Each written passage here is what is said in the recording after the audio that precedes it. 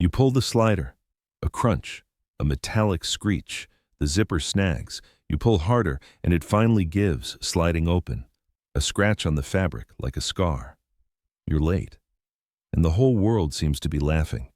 In the 1910s, it was always like this. Zippers broke, zippers betrayed, zippers embarrassed. Americans avoided them like a curse. Why? Because the first zippers were a nightmare. The copper teeth wouldn't interlock, the slider would pop off, the fabric would tear. Department store catalogs from those years are clean, not a single zipper on a coat. It was an admission, I'm cheap. I'm unreliable. I'm not in style. But wait, the zipper saved 40 seconds. 40 seconds is a lifetime when you're late for a train. It rendered buttons, laces, and hooks obsolete. So why did the world turn away? Because speed is nothing without trust. People chose slow reliability over quick disaster. Imagine, you're a tailor in New York. Someone suggests you sew this contraption into a suit. You laugh. It's a toy. A circus curiosity from the 1899 Chicago exhibition. There it was showcased as the class blocker. No one bought it. For 20 years, no one did. But then came war. Pilots in leather jackets, gloves, cold, buttons couldn't be fastened, fingers froze. But a zipper, one swift motion. That was the first crack in the wall of distrust. Then, children. Toddlers couldn't tie shoelaces, but they could pull a slider. Zippered shoes were a revolution for mothers. In 1923, B.F. Goodrich released zipper boots, 150,000 pairs in a year, and the word zipper embedded itself in the language like a gunshot. The zipper was no longer a source of shame. It was speed, freedom, progress. But the journey took 2 decades, 20 years for the world to believe in a simple idea. Do you still pull a zipper with a slight fear? That's memory. It's a scar from a time when the zipper was an outcast. Chicago, 1893. The air is thick with coal, sweat, and the future. 27 million people walk the exhibition aisles. Among them, Whitcomb Judson. A sharp suit, tired eyes. In his hands, a mechanism of copper links, heavy, noisy, strange. He lays 2 strips of cloth on a table, moves the slider. Click, click, click. The teeth interlock, like a snake constricting its prey. The crowd freezes. Then, laughter. Why this when we have buttons? Did you hear that? That laughter? It still echoes 100 years later. When you first zip up your child's jacket, when you pull the slider in a hurry, in that laughter is the fear of the new. Patent number 504037. Officially, a class blocker. In reality, the first step towards a shoelace-free world. Judson didn't dream of fashion. He thought of pain, of people with arthritis, of soldiers in the mud, of mothers with busy hands. Why spend a minute when you could spend a second? But the world didn't listen. His invention wasn't a novelty, not a toy. It was a solution to a problem not yet recognized. The copper link scratched the fabric. The slider jammed. The mechanism weighed 30 grams, like 5 buttons. Yes, it worked. But it worked awkwardly. Imagine, you're an engineer. You know it's a breakthrough. You show it to the world, and the world turns away. 20 years, not a single order, not a single manufacturer, not even a day mentioned in the Sears and Roebuck catalogs. The zipper wasn't there, as if it had never been invented. But why? Because habit is stronger than logic. A button is a symbol of order. A zipper is noise, chaos, risk. Have you ever noticed old things seem more reliable simply because they are old? Here is the main enemy of progress, not foolishness, not malice, but the cozy, warm, we've always done it this way. Judson died in 1909, unaware that his clasp locker would one day fasten a spacesuit, that his zipper slider would appear on a Coco Chanel dress, that every morning millions of people would repeat his motion without knowing his name. And you? Do you still pull the slider and feel a slight tension in your shoulders? That's not your anxiety. It's the echo of the Chicago exhibition. It's the voices of those who laughed at the future. And they haven't fallen silent yet. New York, 1905. Rain drums against the workshop windows. An inventor places a sample on the table. The factory owner pulls the slider. Clunk, scrape, a scratch on the cloth. It's unreliable. he says without making eye contact, and it looks cheap. Did you hear that? That tone? It's not criticism, it's a verdict. A button isn't just a fastener, it's a title, a seal, a code of honor. A suit with buttons says, I'm worth the time spent. A zipper screams, I'm in a hurry. And in a world where status was in slowness, haste was a disgrace. The owner returns the mechanism. In his next year's catalog, not a single zipper, not in men's coats, not in children's jackets, nothing. It disappears, as if it never existed. But why? Because a button is a ritual. You insert it into the buttonhole, slowly, precisely, with respect. It's a dance between human and clothing. A zipper, however, is a crude snap, mechanical, soulless. It doesn't ask permission. It just fastens. And here's the paradox. In an era of factories, steam engines, and telephones, the body remained a sacred zone. To interfere with it with an iron snake? Sacrilege. Imagine, you're sewing a silk dress, you insert a zipper, you pull, and the fabric tears. Sharp copper teeth dig in, like claws. No wonder Parisian couturiers laughed. In 1920, not one dared. 27 years after the patent, and still zero. The zipper weighed 30 grams. 30 grams is 5 buttons, but buttons don't scratch, don't creak, don't break at the most inopportune moment. A zipper, however, is like a nervous friend. Sometimes it works perfectly, sometimes it publicly lets you down. And yet, somewhere in the basements of department stores, there was quiet sabotage. Macy's included zippers in children's jackets, without advertising, without mention, simply as convenience for mothers. Where status didn't matter, speed did. Where a child's fingers couldn't handle a buttonhole, but could pull a slider. Have you noticed? Even today, when zippers are everywhere, do you still check them twice? It's not paranoia. It's body memory. Memory of a time when trust had to be earned, not with one click, but with 20 years of silent effort. And here's the truth. Technology doesn't win on its own. Culture accepts it. And culture isn't logic. It's fear, habit. A button on a perfectly ironed collar. Boston, 1910. The wind stings her cheeks. A mother shivers. Her child struggles, cries, weeps. The buttons on the jacket, small, slippery, defiant. Her fingers, red, numb. She spends a minute, then another. The child is already in the snow with one mitten. And then a catalog, page 132, a jacket with an automatic fastener. No buttons, no fuss, one movement, and the jacket is fastened. The child doesn't have time to struggle free. The mother sighs for the first time in a week, not in despair. Do you know that feeling? When exhaustion is heavier than the cold? When a minute is a whole victory? This isn't fashion, not a trend. It's salvation. And for the first time in 20 years, the zipper found those who understood it. Not engineers, not designers, but exhausted parents. Department stores sensed it. They didn't shout, "Look how stylish." They whispered, "You won't have to fuss." And it worked, because when a problem burns, even an imperfect solution seems like a miracle. By 1915, Montgomery Ward catalogs featured Boy Scout jackets, with the note, "Saves time getting ready." Athletes also understood. Changing in 30 seconds meant winning the race, not standing, shivering, with an unzipped jacket. But zippers still broke. 1 in 5 bent its teeth. The slider jammed. The fabric tore.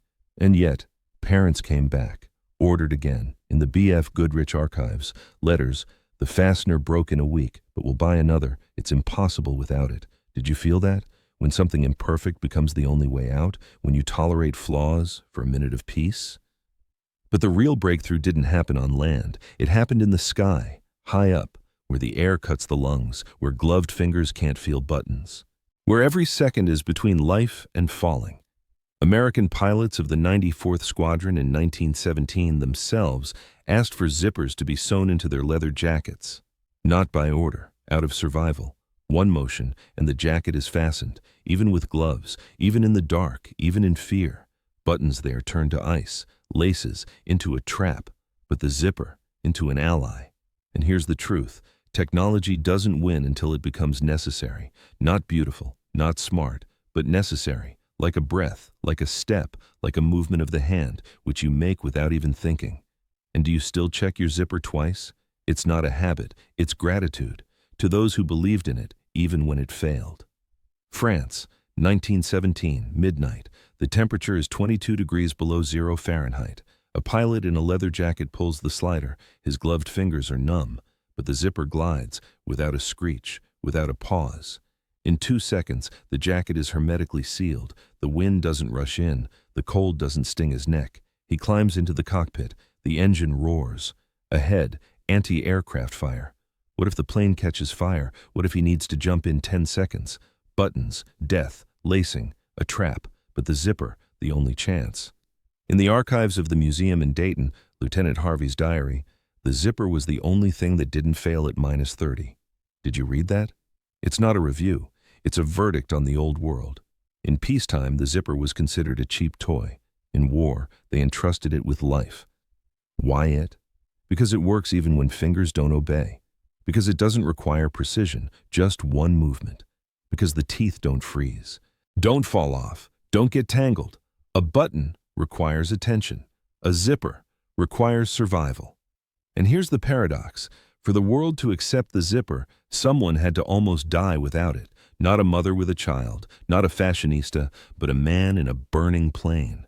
By 1918, zippers were sewn not only on jackets, but on instrument covers, on map bags, on ammunition pouches. Everywhere a second decided to live or not. It's no longer just a fastener. It's part of the equipment, like a parachute, like a belt, like steel in a helmet. Imagine, you're a pilot. The plane is on fire. You pull the slider, and the jacket unzips instantly. If there were buttons, you wouldn't have made it. Do you feel that? That cold in your chest? It's not fear. It's gratitude to the zipper. But without one person, this wouldn't have happened.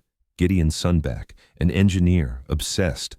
In 1913, he took Judson's bulky clasp and transformed it into something thin, quiet, precise. His patent number, 1,219,881, a revolution in miniature, 10 teeth per inch, each symmetrical, self-centering, like gears in a watch.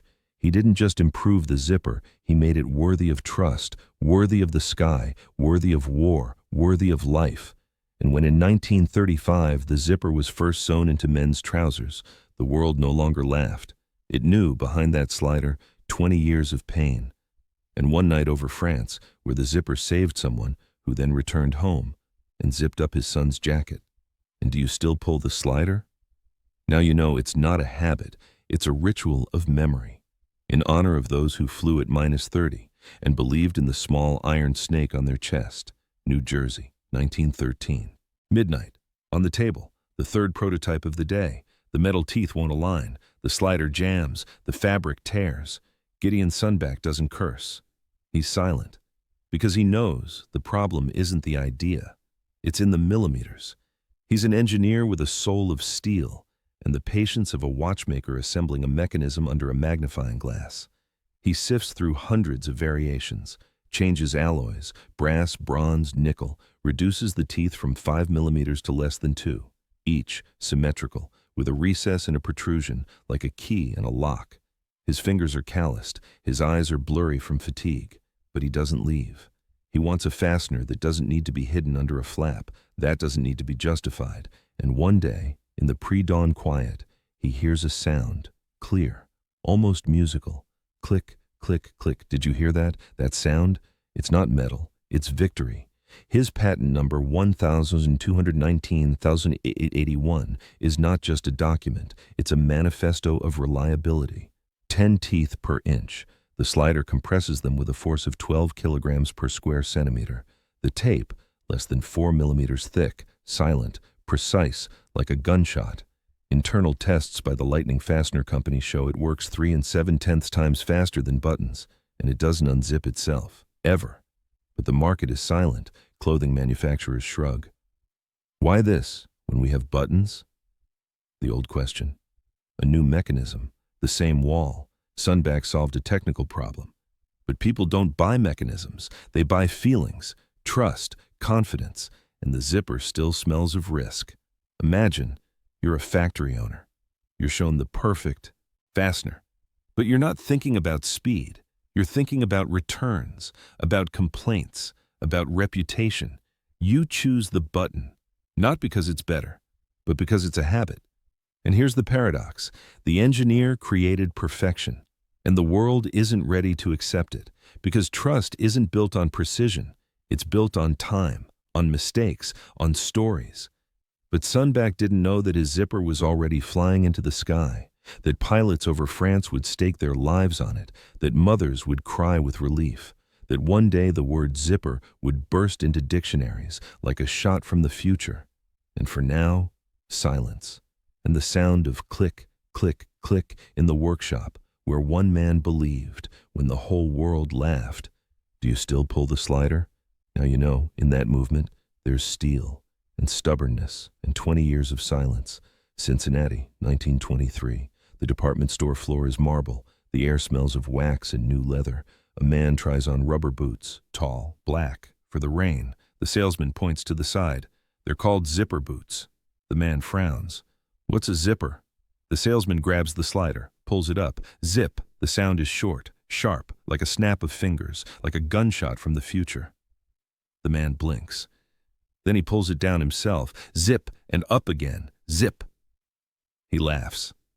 Not because the boots are good, but because it's magic. One movement, no laces, no fuss. He buys them, walks out onto the street, and says the word aloud, zipper. The next day, in the bar. Heard about the zipper? A week later at the factory. We should put a zipper on the bag. A month later, in the newspaper, in small print. But it's there. Did you feel that? How a word comes alive? Not because it was printed, but because it was said with a smile. B.F. Goodrich didn't just sell boots. They unleashed a virus, and that virus is sound. Zip isn't a name. It's an action. It mimics the process itself, fast, clear, uncompromising. People don't remember technical specifications. They remember sensations, and zipper sounded like progress, like a spark, like a step forward. And here's a number that makes your heart stop. In 1 year, 150,000 pairs, not 10, not 1,000, 150,000. Imagine, 20 years, 0, and suddenly 150,000 in 1 year, all because of a word. But look here, boots, they're a covering. Footwear is secondary. But clothing, it's skin. It's a face. It's what everyone sees. And there, in the world of jackets and dresses, decisions aren't made by engineers, not by marketers, but by stylists, editors, fashionistas, and their language isn't sound, it's an image. Therefore, the zipper hasn't won yet. It's only received a name. And now, to enter the wardrobe, it had to become not just convenient, but desirable. Have you ever noticed a thing becomes fashionable not when it's useful, but when it's not shameful to wear? In 1923, the zipper stopped being a mistake. It became a word. And words, they infect. They live in mouths, in minds, in habits. And when in 1930 Coco Chanel first sewed a zipper into a dress, she didn't explain how it worked. She just said, "It's beautiful." And the world believed. Because by then, everyone already knew what zip it meant. Paris, 1930, Coco Chanel's atelier. Light falls on silk. The artisan's hands sew a thin brass ribbon into the side of a dress. No buttons, no folds, just a clean line, and a slider, like a period at the end of a sentence. Do you feel it? It's not a seam, it's a statement. Just 5 years ago, zippers were hidden under fabric flaps to avoid embarrassing the wearer. But now, it's on display, naked, proud, without apology. In 1935, Esquire magazine wrote, "The mechanical zipper, the newest wonder of men's fashion." Read carefully, not fastener, not device, but wonder. And suddenly, everything turned upside down. What was considered a sign of cheapness in 1910, in 1935, became a sign that you were in the know, that you weren't afraid of the future, that you weren't a clerk with buttons, but a person with a zipper. Imagine, you zip up your pants in the morning. One movement, quietly, quickly, without a struggle. You look in the mirror and you feel modern, not because the pants are expensive, but because the fastener says, "I know how tomorrow works." Fashion doesn't ask how well the mechanism works. It asks, what does it say about you? And the zipper suddenly started speaking, loudly, clearly, without embarrassment. But here's the paradox. In 1935, the phrase, "zip up your fly," sounded almost like an incantation. People repeated it with a smile, with surprise, with a slight tremor. And today, you do it half asleep, without looking, without thinking. You don't even call it a mechanical zipper. You just pull and go. In this is its greatest triumph, not that it became fashionable, but that it ceased to be noticeable. Great inventions don't shout, they disappear into routine, into habit, into the certainty that it just works. Have you ever wondered why the most important things are the most invisible? Your zipper is not a detail. It's an identity. Grown from 20 years of rejection, from ridicule, from scratches on cloth, from nights in the workshop where one man heard click, click, click, and now silence, and your mourning, and the movement of your hand which you make without even noticing that you are repeating the ritual of those who believed when the whole world laughed. Great inventions become invisible. You don't notice it until you remember what it was like without them. Whitcomb Judson died in 1909. Not a single line in the newspapers, one number in the patents, an emptiness in memory. He invented the future but passed away without ever seeing it zip up. Gideon Sundback lived longer. He saw his teeth fly into the sky. He saw his slider save pilots. He saw his tape sewn into Chanel dresses. But his name isn't on covers, not in slogans. It's in silence, in precision, in trust. You pull the tab and you don't think about them, and that's right, because a true revolution doesn't shout. It disappears. It becomes part of breathing. The zipper's journey is the journey of all innovation. First, an alien idea. Then, a technical marvel that no one wants. Then, salvation for those in despair, a mother with a child, a pilot in the clouds, a soldier in a trench. Then, a name, a sound, zip like a shot in the silence of habit. And finally, style, status, norm, 20 years. 20 years for the world to stop fearing one movement of the hand. Did you feel it? When something becomes so ingrained in life that you forget it was once new? This is the invisible revolution. Not in laboratories, not in presentations, but in your pockets, in your jackets, in your mourning. Every time you zip up, you repeat Judson's gesture. You trust Sundback's calculations. You participate in a story you didn't learn in school, but one that lives in your fingers. Great inventions don't demand applause. They demand one thing, that you just keep going, confidently, without looking back, as if it had always been this way. And now, look at the camera. Do you recognize this question? Do you think artificial intelligence will follow the same path? First fear, then ridicule, then niche salvation, and then silence. When it becomes so commonplace that you stop noticing it, or has the world changed? Perhaps now everything must be loud, viral, instant. But the zipper wasn't instant, it was stubborn. Write in the comments, will AI become our new zipper, the one that first scratches, then saves, and then disappears? Because every era gives birth to its quiet revolution, and perhaps you are already living in it. Just pull the tab and go. You are already a part of history, even if you don't know the names of those who started it.